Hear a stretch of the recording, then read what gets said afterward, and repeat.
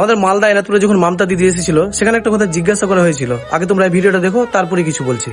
এখানে যারা উপস্থিত আছে কার কার নাম কেটেছে একটু হাত তুলবেন। হ্যাঁ,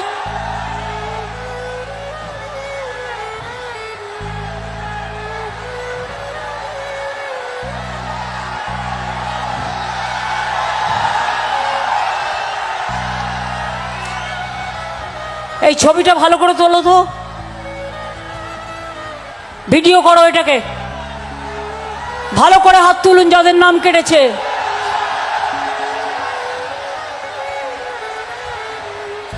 তাহলে ভোট দেবে কে?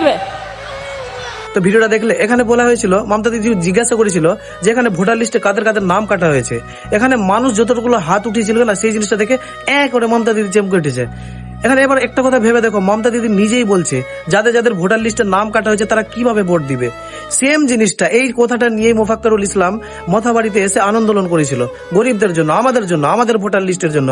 যেরকম আমার ফ্যামিলিতে 4 জনের নাম আছে, আমরা 2 ভাইয়ের নাম নেই। তো এই জিনিসটার জন্য তাকে অ্যারেস্ট কেন করা হলো? এর কারণ চাই, আমরা জবাব চাই। আর যারা মোফাক্কারুল ইসলামের ভোটার আছো, যারা ওকে ভোট করো, যারা ওকে সাপোর্ট করো, তাদের কাছে একটাই রিকোয়েস্ট করব, তারা কমেন্ট বক্সে, শেয়ার বক্সে এসে তাকে ভোট করে যাও, যাতে এই ভিডিওটা বেশি বেশি করে শেয়ার করে মমতা দিদির কাছে যায় আর মোফাক্কারুল ইসলামকে বেল দেওয়া হোক। আর তোমরা পাশে থেকো, তাকে যাতে সাপোর্ট করে